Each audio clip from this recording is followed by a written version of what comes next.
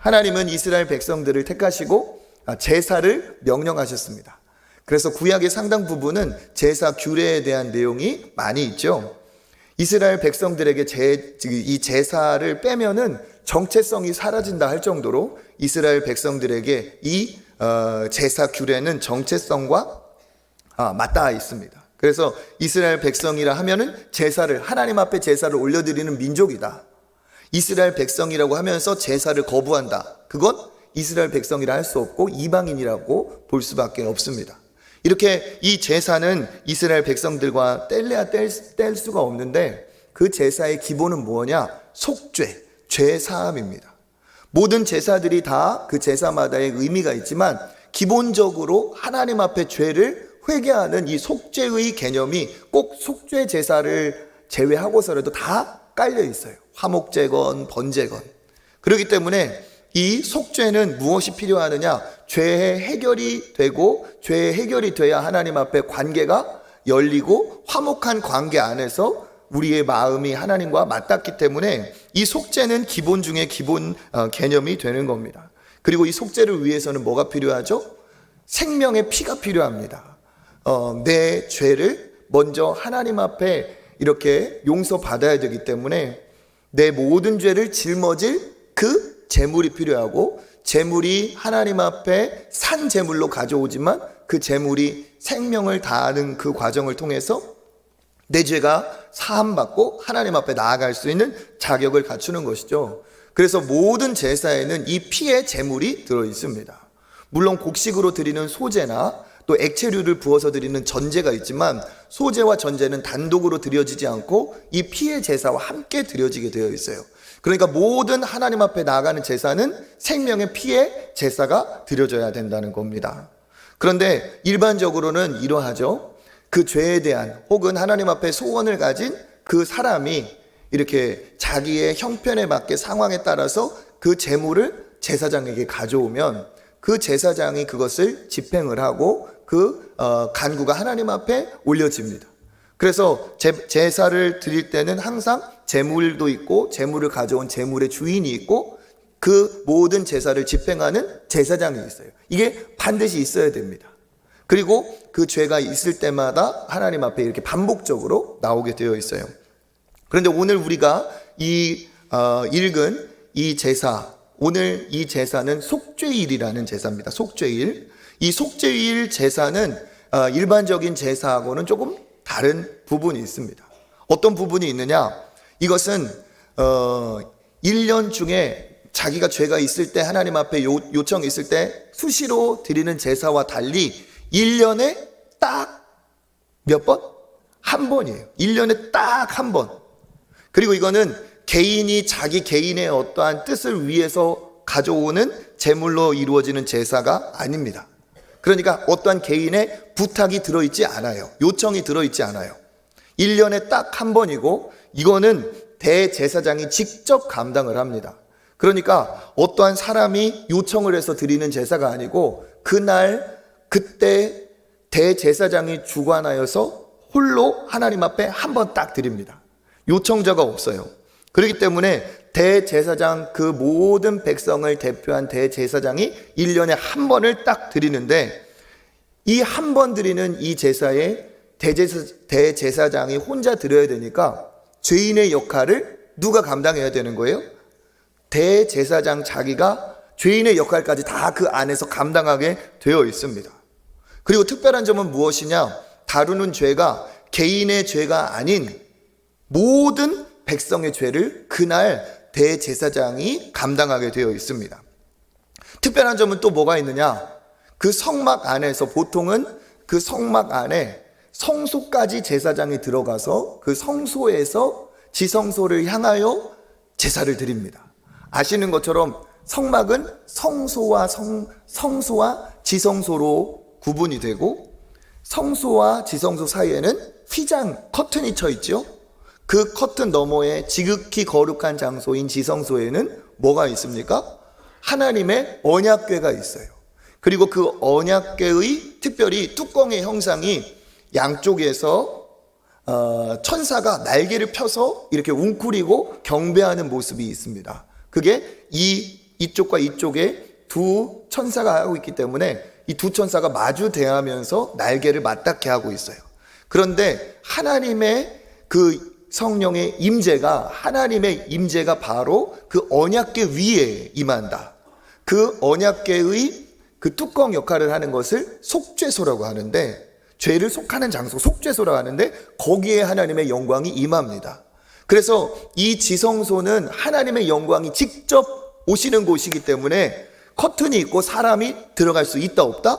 없다는 거예요. 모든 죄인은 들어갈 수가 없습니다. 대제사장 역시도 마찬가지입니다. 금지구역이에요.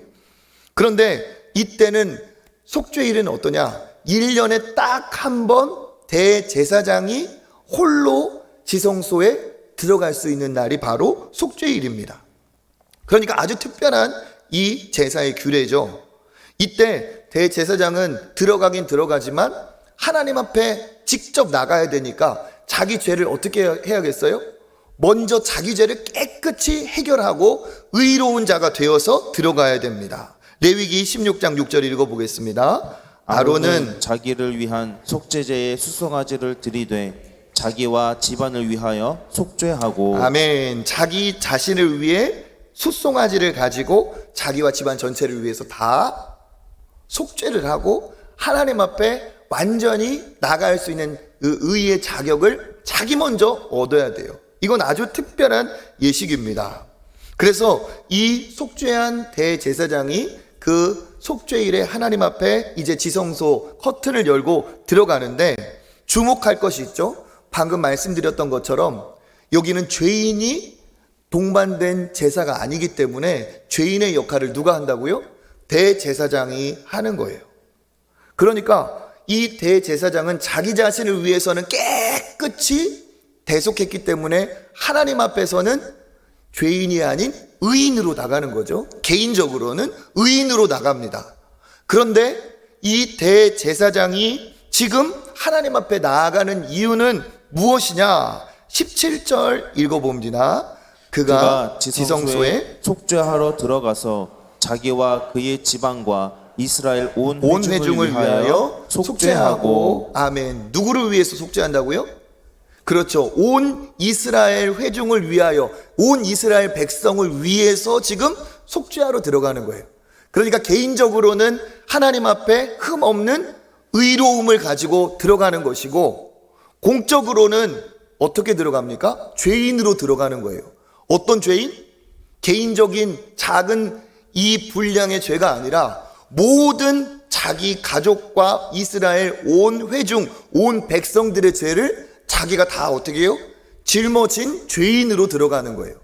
그러니까 지성소에 들어갈 의인의 자격이 있지만 동시에 이중적인 거죠. 온 이스라엘 백성들의 죄를 짊어진 죄인 중에 죄인으로 가장 무거운 죄를 진, 죄의 짐을 진 죄인으로 들어가는 겁니다. 이게 바로 어떤 날이에요? 속죄일이에요. 이 속죄일의 특별한 점은 또 뭐가 있느냐? 제물이 2마리입니다. 숫염소가 2마리인데 이 2마리를 어떻게 뽑느냐? 8절 읽어보겠습니다. 두 염소를 위하여 제비 뽑되 한 제비는 여호와를 위하고 한 제비는 아사셀을 위하여 할지며. 아멘. 여기에서 두 염소를 택하는데 어떻게 뽑는다고 하죠? 그렇죠. 제비를 뽑아서. 이 제비를 뽑는다는 의미는 크게 2가지 의미로 알 수 있어요. 제비를 뽑는다는 거는 사람이 선택한 것이 아니고 누가 선택하신다? 그렇죠. 하나님이 선택하신다는 의미가 그 제비 뽑기에 있어요. 또 한 가지는 뭡니까?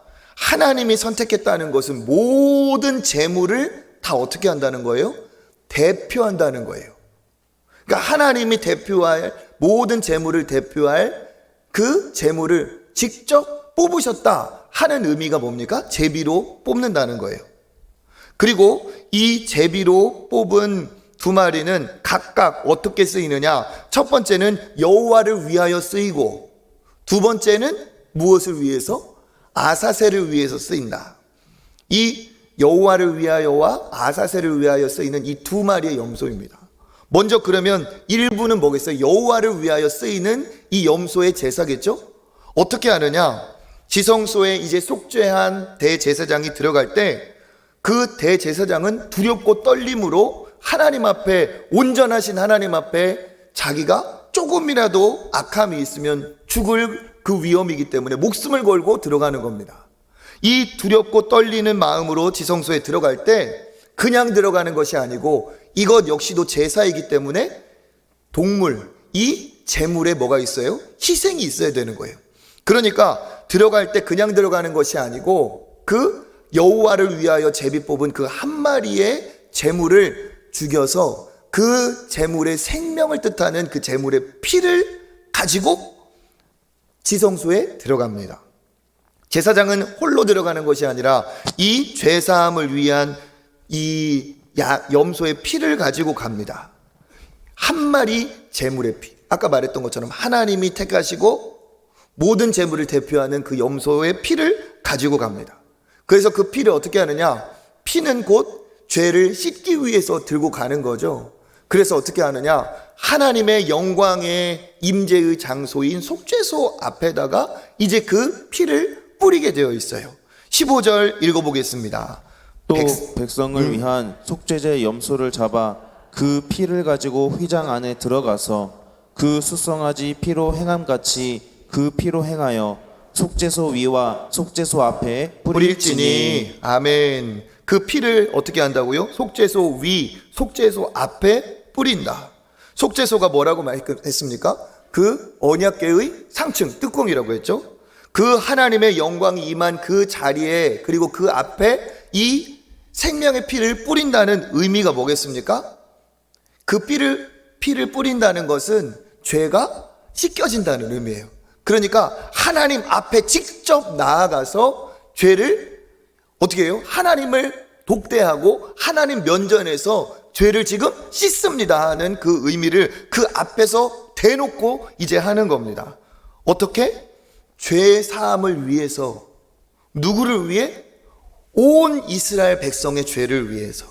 16절 읽어보겠습니다. 곧 이스라엘 자손의 부정과 그들이 범한 모든 죄로 말미암아 지성소를 위하여 속죄하고 또 그들의 부정한 중에 있는 회막을 위하여 그같이 할 것이요. 아멘. 이 피는 성소를 거룩하게 하고 또 뿐만 아니라 여기 있는 것처럼 이스라엘 자손의 부정과 그들이 범한 모든 죄로 말미암아서 뿌려지기 때문에 모든 이스라엘 백성들을 위해서 뿌려지는 피입니다. 그러니까 대제사장 한 명이 한 마리의 염소의 피를 가지고 모든 백성들의 죄를 지금 하나님 앞에까지 나아가서 지금 뿌려서 씻는 행위를 하고 있어요. 그러면 이 속죄일의 결과, 열매는 뭘까요? 온 백성들의 죄가, 그렇죠, 이 하루에 온 백성의 죄가 다 하나님 앞에 씻겨지는 겁니다. 대제사장 한 명이 1년에 한 번 한 마리의 제물을 가지고 하는데 이게 어떻게 가능하냐? 그 가능함의 이유는 뭡니까? 대제사장과 1년에 하루 한 마리의 제물, 모든 것이 다 대표이기 때문에 그래요. 대제사장은 모든 사람들의 대표이고 365일 중에 속죄일은 모든 날의 대표이고 이 한 마리의 염소는 모든 제물의 대표이기 때문에 그 대표가 나아가서 하기 때문에 한 마리, 한 명, 하루의 대속이 모든 백성들의 속죄의 역할을 감당을 합니다. 그래서 이 속죄일에 모든 사람들은 금식하게 되어 있고 하나님 앞에 감사하게 되어 있어요. 왜? 모든 이스라엘 백성들을 그 한 번에 그 대제사장으로 씻겨주시니까. 얼마나 감사합니까? 그러면 이것으로 끝이 났느냐? 이게 끝이 아니에요. 이제 1부가 끝이 난 겁니다. 그러면 뭐가 있어요? 2부가 있어요. 염소를 몇 마리? 2마리 잡으라고 했죠. 하나는 여호와를 위하여, 하나는 아사셀을 위하여. 아사셀 한번 해볼까요? 아사셀. 네, 아사셀. 새벽에 입이 안 들어가는 아사셀. 저도 지금 엄청 어려워요. 대제사장 해보실래요? 대제사장. 대제사장 빨리 하면 이게 네네네 이렇게 돼요. 네. 대제사장. 네, 발음이 중요합니다. 네. 아사셀.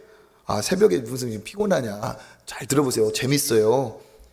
첫 번째는 죄 씻음 받는 희생의 피였고, 두 번째 아사셀은 어떤 일이냐? 죄 씻음이 이 지성소 안에서 이루어졌다는 것을 이제 어떻게 하느냐? 확증하는 거예요. 확증하는 것. 어떤 의미가 있느냐? 하나님이 죄를 씻어버렸기 때문에 이 죄가 백성으로부터 완전히 떠나버렸다. 우리 시편의 말씀처럼 동에서 서가 먼 것처럼 이 죄가 완전히 백성에게서 떠나버렸다. 하나님 입장에서 말하면 하나님도 이 죄를 다 잊으셨다. 하나님이 깨끗이 하나님도 잊어버리셨다라는 의미를 갖고 행하는 그 예식이 바로 아사셀 염소로 행하는 의식입니다. 어떻게 하느냐? 우리 10절 읽어보겠습니다. 아사셀을 위하여 제비 뽑은 염소는 산채로 여호와 앞에 두었다가 그것으로 속죄하고 아사셀을 위하여 광야로 보낼지니라. 아멘. 아사셀을 위해서 뽑은 염소는 어떻게 한다고요? 죽여요? 살려요? 살려요. 제물인데 살려요. 그런데 살리는 이유가 있죠. 왜? 산채로 그것을 어떻게 해요? 어디로 보낸다? 광야로 보낸다. 이 의미가 바로 뭐라는 겁니까? 살아있는 채로 광야로 보낸다는 건 뭐예요? 이 아사셀 염소가 이제 죄를 가지고 멀리 가버린다는 뜻이에요. 그러니까 이 절차가 그렇습니다. 그냥 보내지 않아요. 대제사장이 지금 지성소에 나아가서 모든 백성들의 죄를 한번 짊어졌잖아요. 그 대제사장이 먼저 하는 행위가 있습니다. 21절 우리 상반절부터 한번 상반절 읽어보겠습니다. 아론은 그의 두 손으로 살아있는 염소의 머리에 안수하여 이스라엘 자손의 모든 불의와 그 범한 모든 죄를 아뢰고 그 죄를 염소의 머리에 두어. 아멘. 아론, 대제사장인 아론과 그의 후손 대제사장이 어떻게 합니까? 그의 한 손도 아니고 두 손으로 어떻게 해요? 살아있는 머리에 안수합니다. 그러면 이 아사셀을 위해 뽑힌 염소의 머리를 두 손으로 잡는 거예요. 그죠? 이렇게 잡고 어떻게 합니까? 모든 이스라엘 자손의 모든 불의와 그 범한 모든 죄를 하나님 앞에 아뢰입니다. 하나님, 이 모든 이스라엘 백성들의 죄를 용서하여 주시고 우리에게 긍휼과 자비를 베풀어 주십시오 하는 그 하나님 앞에 아뢰고 그 죄를 그러면 어떻게 된다? 염소의 머리에 둔다. 그러니까 이 안수하는 죄 고백의 은혜로 말미암아 어떤 일이 벌어집니까? 모든 그 이스라엘 백성들의 죄를 짊어졌던 이 대제사장의 죄가 안수하는 이 과정을 통해 모든 범한 죄를 아뢰는 그 과정을 통해 죄가 어떻게 되는 거예요? 그렇죠. 넘어가는 거예요. 전가가 되는 겁니다. 누구에게? 염소에게 전가가 돼요. 그러고 난 다음에 이제 다음 절차가 뭡니까? 21절 하반절 22절 읽어보겠습니다.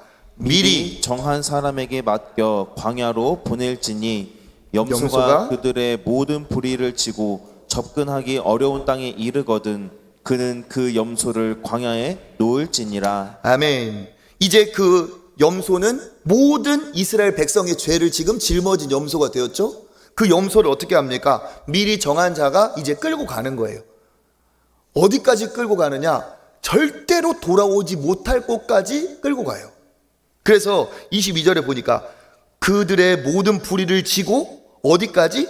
접근하기 어려운 땅까지 이르거든. 왜 접근하기 어려운 곳까지 가야 될까요? 다시 돌아오면 돼요, 안 돼요? 안 돼요. 이거는 죄의 지금 모든 몽땅 이 염소가 짊어지니까 돌아오면은 죄가 돌아온 거잖아요. 그렇죠? 그러니까 어떻게 해야 돼요? 돌아오기 어려운 그 땅에 가서 염소를 광야에 풀어버려요. 그럼 염소가 이제 풀어서 가겠죠? 그러면 뭐가 지금 백성에게서 떠나간 거예요? 모든 백성의 죄가 다 떠나가 버린 거예요. 이 염소는 돌아올 수 없어요. 돌아오지 않아도 좋고 이제 죽어도 상관없는 염소가 되는 겁니다. 무슨 의미가 있기 때문에? 모든 백성의 죄를 짊어진 염소이기 때문에 다시 못 돌아오게. 그래서 이 속죄의 두 번째 아사셀 제물이 이렇게 쓰여요. 의미는 뭡니까? 1년에 한 번 대제사장 한 명이 한 마리의 제물로 이 아사셀로 해서 모든 백성의 죄가 떠나버렸다는 것을 확증하는 거예요. 그런데 이게 부족한 것이냐? 절대 부족하지 않다는 거예요. 왜?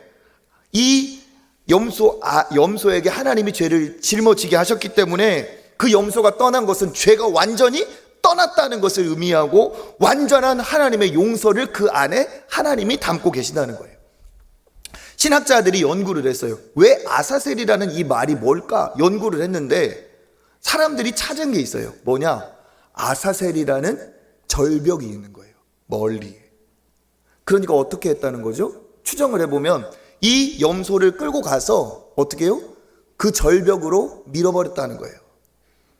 죽어도 상관없으니까, 안 돌아와도 상관없으니까 절벽까지 이 자기의 사명을 다하기 위해서 이 몰고 간 사람은 이 염소를 절벽까지 밀어붙인 거예요.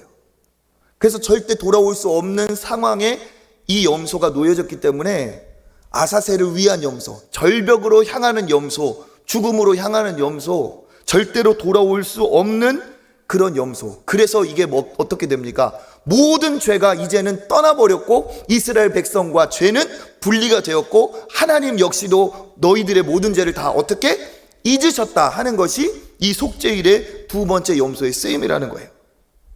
그러니까 모든 죄를 해결하는 속죄 제사가 있지만 하나님이 어찌하여 진짜 속죄만을 위한 날을 1년 365일 중에 하루를 정하시고 이러한 규례를 만드셨을까?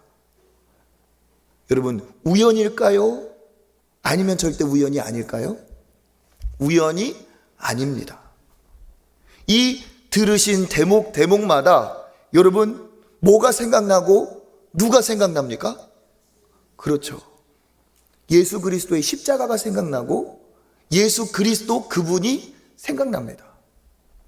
십자가가 보이고 예수 그리스도가 떠오를 수밖에 없어요. 왜 그렇습니까? 이건 하나님이 다 디자인하신 거예요. 누구로 향하도록? 예수 그리스도로 향하도록. 이 제사 제도 안에 있는 하나님의 뜻은 뭡니까? 너희를 위한 완전한 희생의 제물이 하나님 앞에 드려질 것이며 너희를 위한 그 제물로 인해서 모든 죄가 너희로부터 다 떠나게 될 것이라는 것을 이 속죄일 안에 하나님께서 담고 계시는 거예요. 그러니까 1년 중에 왜 단 하루에 단 한 번으로 이런 일이 벌어지느냐? 왜 그럴까요? 예수 그리스도의 십자가는 단 한 번만 드려지는 제사지만 단 하루에 한 번 드리는 십자가의 제사로 말미암아서 모든 사람의 죄가 다 해결되는 것을 하나님은 속죄일 안에 말씀하고 계시는 거예요. 대제사장이 하나님 앞에 자기의 의로움을 가지고 들어갈 수 있습니다. 어디까지? 지성소 앞까지 들어가요. 이건 뭘 예표하고 있습니까? 우리를 위해서 어떠한 죄인도 하나님 앞에 설 수가 없죠. 하나님 앞에 설 수 있는 분은 오직 의로우신, 하나님 앞에서조차도 의로우신 분이에요. 그분만이 온전히 하나님 앞에 의로우시기 때문에 모든 죄인을 대신 할 수가 있는 거죠. 그렇기 때문에 대제사장이 자기를 위해 완전히 속죄하고 의로운 자가 되어 지성소에 들어가는 의미는 뭡니까? 하나님 앞에 유일하시고 완전하신 우리의 대제사장 되신 예수 그리스도가 우리를 위하여서 하나님 앞까지 나아갈 것이라는 것을 여기에 말씀하고 있는 거예요. 어떻게 대제사장이 한 명이 모든 죄를 짊어질 수 있었는가? 뭡니까? 대제사장은 말했던 것처럼 하나님이 택한 모든 백성들의 가장 의로운 대표이죠. 그 한 명이 어떻게 모든 사람의 죄를 짊어질 수 있습니까? 그 가치의 문제예요. 양의 문제가 아니고 가치의 문제. 그러니까 이 대제사장 한 명이 모든 사람의 죄를 짊어진 것은 곧 뭡니까? 예수 그리스도가 모든 인류의 죄를 짊어질 수 있음을 보이는 하나님의 예표라는 겁니다. 왜 그렇습니까? 하나님의 아들 예수 그리스도는 단 한 분이지만 모든 우리의 생명의 합보다 더 고귀하신 고결하신 하나님의 아들이시기 때문에 그 이상의 한 분이기 때문에 성자 예수에게는 모든 사람의 죄가 감당될 수 있는 값어치가 거기에 있다는 것을 얘기하고 있어요. 지성소에 대제사장이 의인으로 들어가지만 모든 사람의 죄를 짊어진 죄인으로 들어가는 이 이중적인 의미가 무엇을 나타내고 있습니까? 하나님 앞에서는 죄가 없으신 예수님이지만 우리 때문에 스스로 죄인의 형상이 되어 스스로 죄인의 모든 짐을 짊어지신 완전한 의인이면서 완전한 모든 사람의 죄를 짊어지신 예수 그리스도의 이 두 가지 의미를 대제사장이 자기의 의로움을 가지고 모든 사람의 죄를 짊어진 모습 안에서 보이고 있습니다. 그러니까 이 속죄일은 구약에 그냥 하나님이 그냥 하루에 그냥 한 번으로 퉁치자 이게 아니라 예수 그리스도의 십자가의 의미를 곳곳에 새겨두신 하나님의 완전한 죄사함의 예식이고 죄사함의 날이라는 거예요. 그래서 이 대목을 히브리서 기자는 이것이 바로 대제사장이신 예수 그리스도의 그림자요, 예표요, 예고다. 그래서 그 대제사장이 바로 우리의 구주 곧 예수시다 얘기하고 있습니다. 히브리서 4장 14절 시작. 그러므로 우리에게 큰 대제사장이 계시니 승천하신 이 곧 하나님의 아들 예수시라. 우리가 믿는 도리를 굳게 잡을지어다. 아멘. 그러니까 우리에게 이러한 큰 대제사장이 계시니 그냥 대제사장이 아니고 큰 대제사장, 대제사장 중에서도 최고의 으뜸 가는 제사장, 그가 우리의 누구시라고요? 예수시라. 그 예수는 우리의 모든 죄를 짊어지고 하나님 앞에 나아가기에 부족함이 없는 분이다. 그가 우리의 모든 죄를 짊어지고 하나님 앞에 지성소까지 나아갔기 때문에 그 앞에까지 가서 모든 죄를 해결했기 때문에 우리가 이 믿는 믿음의 도를 지키고 하나님의 자녀로 죄사함을 받는다. 할렐루야. 이게 이 안에 있다는 거예요. 그래서 예수 그리스도가 지성소를 열고 대제사장이 되어서 하나님 앞에 나아가신 것처럼 하나님은 예수 그리스도를 통해서 지성소에 모든 사람이 나아갈 수 있는 길을 열어주셨죠. 그게 뭡니까? 히브리서 10장 19절 20절 읽어보겠습니다.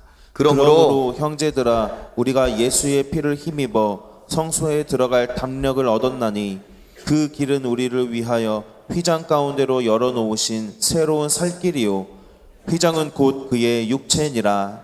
아멘. 우리가 그 성소에 들어갈 담력을 어떻게 얻는다고요? 예수의 피를 힘입어서.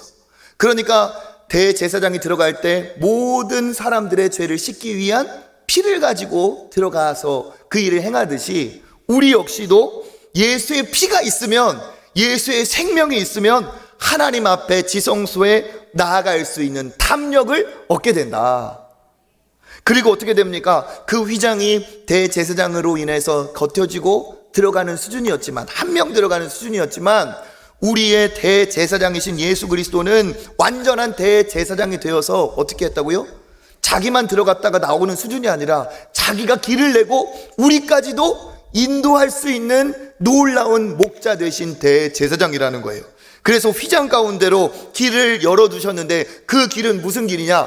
모든 사람이 살 수 있는 새로운 살 길이 열렸다. 누구로 인해서? 예수 그리스도를 통해서. 어떻게 열렸습니까? 휘장이 십자가가 놓여서 십자가에서 예수 그리스도가 죽으실 때 성전의 휘장이 위에서부터 아래로 찢겨졌던 것처럼 예수 그리스도의 생명이 십자가로 올려 제물이 되어 주실 때 휘장이 찢겨졌어요. 그게 뭡니까? 그것과 예수님의 육체를 동일하게 얘기하고 있죠. 예수님의 몸이 찢기고 예수님이 못이 박혀서 세상을 떠나실 때 휘장이 그렇게 찢어져서 새로운 우리가 하나님 앞에 나아갈 수 있는 새로운 살 길이 열렸다.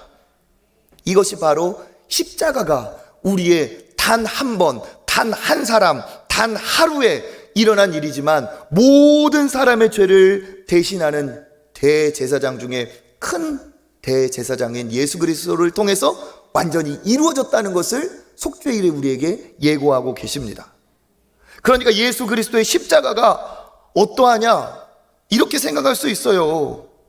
예수 그리스도의 십자가가 뭐 대단하길래 그때 거기에 있는 그 일이 오늘 여기에 있는 나에게 영향을 미칠까? 절대로 아니라는 겁니다. 십자가는 절대로 빈약하거나 허술하지 않아요. 십자가는 그때 한 번 일어난 것이지만 완전한 죄 사함이 되었고 어떤 죄, 모든 죄를 용서할 수 있는 하나님 앞에 만족이 되셨고 어떤 죄의 책임감, 죄책감에서도 자유할 수 있는 주님 앞에 나아갈 수 있는 자유, 그 능력이 오직 예수 그리스도의 십자가 안에 일어난 줄 믿습니다.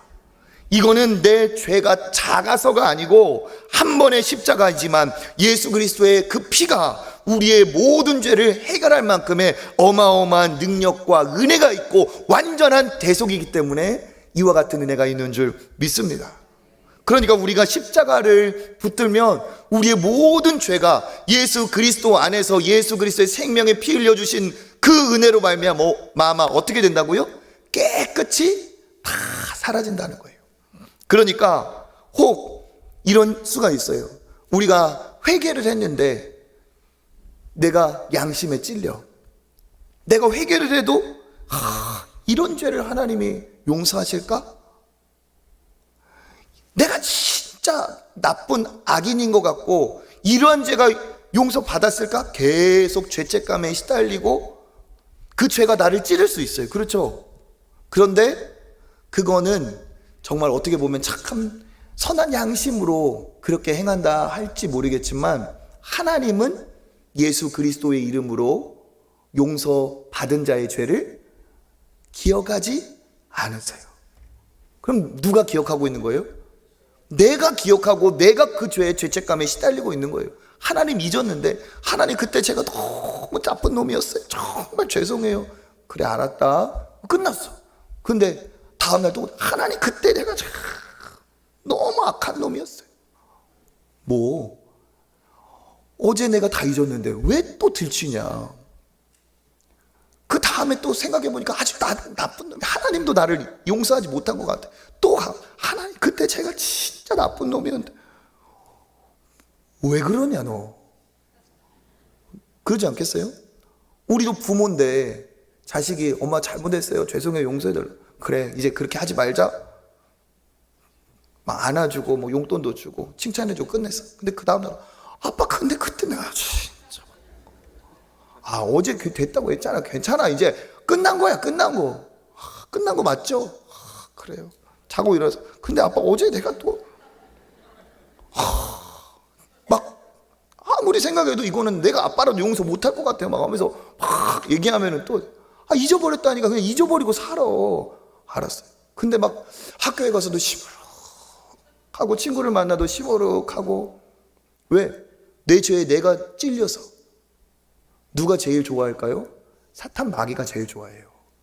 그것으로 인해 하나님 앞에 담력을 잃어버렸잖아요. 나아갈 담력을 잃어버리고 죄에 눌려. 그죠? 하나님은 그러지 않으신다는 거예요. 하나님은 뭐냐? 그때 그날 한 명 한 마리 그 한 번의 제사로 모든 것을 잊으시는 분이라는 거예요. 그러므로 예수 안에 있는 자에게는 결코 정죄함이 없나니 그리스도 예수 안에 있는 자는 어떻게 해요? 죄와 사망의 법에서 해방되었어요. 생명의 성령의 법의 통치를 받아요. 그러니까 뭡니까? 끝난 거라는 거예요. 양심 고백 할 필요가 없다는 거예요. 이건 뭡니까? 예수님의 십자가를 가볍게 여기는 거예요. 예수님의 십자가를 우습게 여기는 거예요. 내 죄가 아무리 크다 할지라도 하나님 앞에 자기 아들을 주신 그 생명을 주신 이 십자가의 놀라운 이 대속 앞에서는 내 죄가 태산같이 크더라도 그거보다 훨씬 크고 깊고 놀라운 하늘을 두루마리 삼고 바다를 먹물 삼아도 다 기록할 수 없는 그 하나님의 사랑 안에서 어떻게 되었다는 거예요? 깨끗이 해결되었다는 거예요. 할렐루야.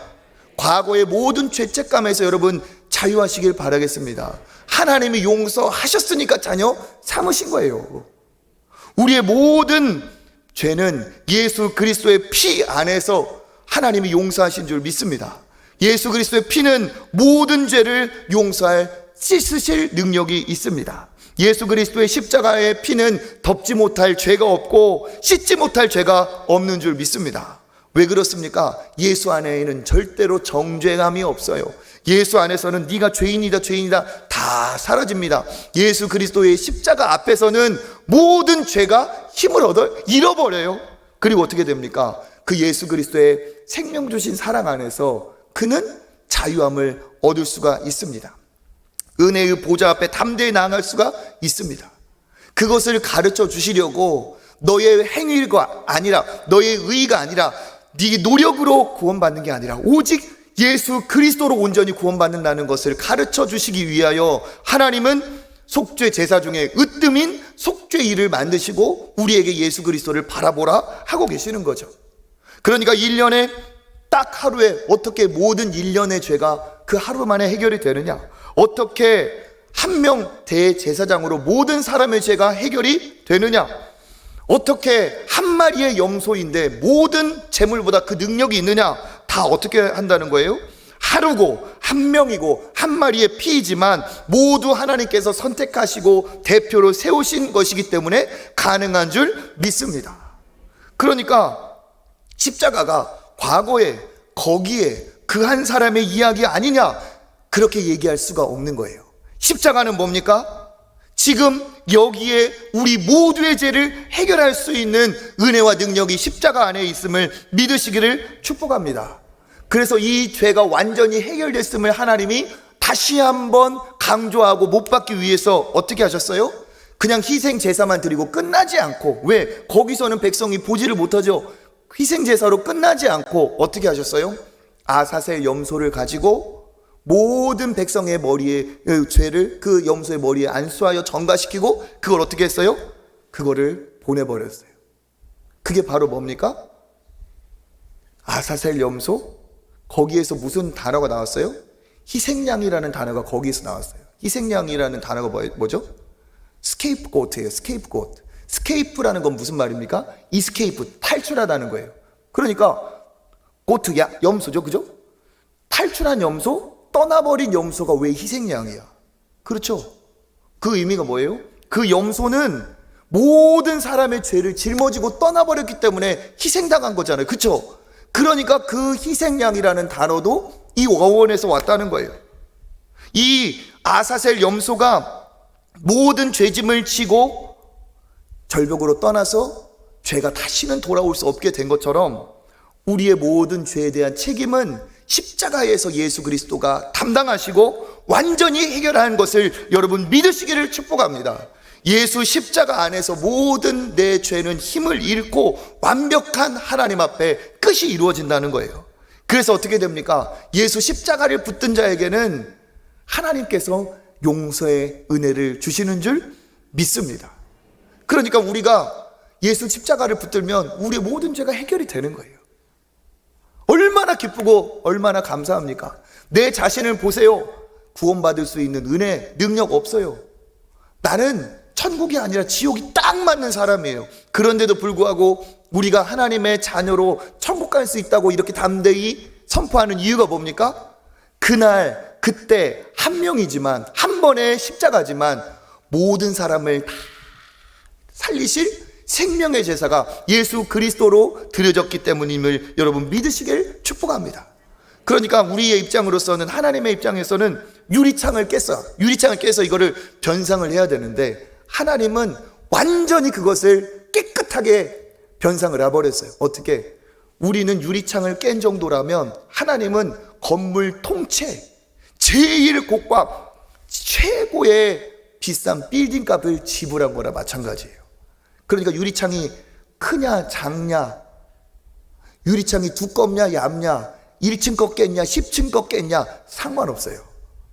예수 그리스도 안에서 완전히 대속의 은혜가 치러진 줄 믿습니다. 그래서 예수 안에는 어떻게 하세요? 정죄함이 없어요. 예수님만이 죄사함의 권세가 있는 줄 믿습니다. 그래서 중풍병자를 그 친구들이 데려왔을 때 예수께서 그 중풍병을 고쳐주시기 전에 뭐라고 축복하십니까? 마태복음 9장 2절 시작. 예수께서 그들의 믿음을 보시고 중풍병자에게 이르시되 작은 자야 안심하라, 내 죄 사함을 받았느니라. 아멘. 믿음을 보시고 죄 사함을 받았느니라.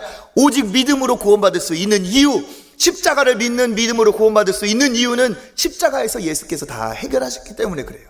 그래서 사람들에게, 거기 있는 모든 사람들에게 선포하시죠. 6절 읽어봅니다. 그러나 인자가 세상에서 죄를 사하는 권능이 있는 줄을 너희로 알게 하려 하노라. 아멘. 인자 예수께서 무슨 권능이 있다고요? 세상에서 죄를 사하시는 권능이 예수께 있는 줄 믿습니다. 그러니까 예수를 붙들면 죄인에게 소망이 있는 거예요.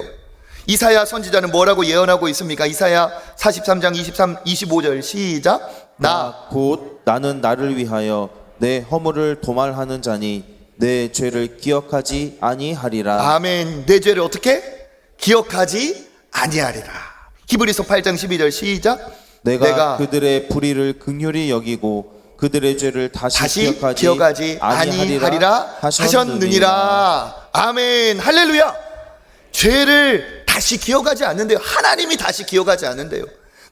제가 성경 구절을 찾으려니까 막 성경 구절이 너무 많아. 그래서 그냥 줄여서 세 구절만 지금 읽어본 거예요. 하나님은 우리의 십자가를 짊어지고 나아간 예수님 때문에 십자가 붙들면 다시는 우리의 죄를 기억하지 않으시는 줄 믿습니다. 이게 바로 뭡니까? 나를 향한 십자가의 구원의 은혜가 제사제도 그 절기 이루 말할 수 없이 십자가의 은혜가 새겨져 있어요. 그 뭡니까? 나를 살리시는 하나님의 사랑이 성경에 써 있어요. 날 사랑하심 성경에 써 있네. 그래서 우리는 예수의 피로 용서받은 줄 믿습니다. 그러면 이제 예수 피로 용서받았으니까 내 맘대로 죄 짓고 살면 되겠잖아요. 그죠? 새벽에 몽롱하면 네 그렇습니다. 그렇죠. 죄 용서받았으니까 죄 또 지으면 되겠네? 그게 아니라는 거예요. 왜 그러느냐? 십자가는 뭡니까? 아들의 생명값이고 우리를 위해 모든 것을 내어주신 예수님의 희생이에요. 그거를 통하여 내 죄의 사함을 받았다면, 그 십자가의 은혜로 죄 용서를 받았다면 내 죄 용서가 예수님의 생명값어치구나, 이것을 진짜 믿고 구원받았다면 어떻게 합니까? 다시 죄를 또 지을까요? 반대의 일이 일어나는 거예요. 예수 그리스도로 모든 죄가 용서되는데 이제 그 권능과 그 놀라운 기적을 체험하였음에도 불구하고 하였기 때문에 이제는 다시 죄를 그렇게 즐겨 짓는 사람으로 살지 않게 된다는 뜻이에요. 다시는 죄를 짓지 말라 하신 예수님의 말씀처럼 다시는 죄를 짓지 말자 하는 그 전과 다른 사람의 본성이 우리 안에 임한다는 뜻입니다. 예수께 이제 가늠하다 붙들린 여인에게 예수님이 뭐라고 말씀하셨어요? 그를 긍휼히 여기며 요한복음 8장 11절 시작. 예수께서 이르시되 나도 너를 정죄하지 아니하노니 가서 다시는 죄를 범하지 말라 하시니라. 아멘. 예수께서도 정죄할 수 있는 자격이 있는 유일한 예수님께서도 정죄하지 아니하노니 이제 마음대로 가서 살아라? 아니죠. 어떻게? 다시는 죄를 범하지 말라. 그러니까 이 은혜를 경험한 사람은 어떻게 되는 거예요? 그래, 예수께서도 나를 정죄하지 않으셨으니까 이제 내가 다시는 죄를 짓지 말자 하면서 진정한 믿음의 사람으로 변화가 되고 출발되는 것이 예수 그리스도의 은혜랍니다. 그래서 예수님도 뭐라고 말씀하시냐? 우리 마태복음 3장 8절에 세례 요한의 얘기죠. 그러므로 회개에 합당한 열매를 맺고 마태복음 7장 19절 아름다운 열매를 맺지 아니하는 나무마다 찍혀 불에 던져지느니라. 아멘. 회개도 합당한 열매를 맺으라는 거예요. 회개한 자로서의 아름다운 열매를 맺어야 되고 그 회개에 합당한 아름다운 열매를 맺지 못하면 어떻게 됩니까? 이제는 심판이라는 거예요. 그리고 우리가 하나님이 함께 하시는 구원의 백성으로 이 죄에 대해서 돌아선 다른 사람이 될 수 있는 이유는 뭡니까? 성령님이 우리와 함께 하시기 때문에 그래요. 은혜 아래 거하기 때문에 성령이 그렇게 살지 않도록 하시는 거예요. 그러니까 반대로 죄 지어도 되겠네, 성령이 없는 가짜배기. 진짜 성령이 있는 사람은 이제 구원받고 용서받았으니까 은혜 아래 거하는 자로서 이제는 죄를 짓지 말자, 이게 맞다는 거죠. 로마서 6장 15절 시작. 우리가 법 아래에 있지 아니하고 은혜 아래에 있으니 죄를 지으리오 그럴 수 없느니라. 아멘. 그럴 수 없느니라. 아멘. 그래서 오늘 말씀을 정리합니다. 여러분, 예수 그리스도의 십자가는 속죄일의 한 번의 제사처럼 한 명이 한 마리를 가지고 단번에 했지만 모든 백성이 용서받은 것처럼 십자가의 구원의 은혜, 죄사함의 은혜는 완전한 줄 믿습니다. 그러니까 여러분, 과거의 죄책감에 시달리고 고통스럽고 하지 말고 그리스도 앞에 담대히 나아가시기를 축복합니다. 그리고 우리가 예수 그리스도가 십자가에서 이렇게 자기 죄 때문에 고통 당하셨다면 할렐루야, 우리가 그 은혜를 힘입어 구원받은 자로 이제는 죄를 멀리하고 하나님 보실 때 더 아름다운 믿음의 사람이 될 때 하나님께서 우리를 통해 아름다운 일을 이루어 주실 줄 믿습니다. 그런 대속의 은혜를 누리시는 저와 여러분 되시기를 주님의 이름으로 축복합니다.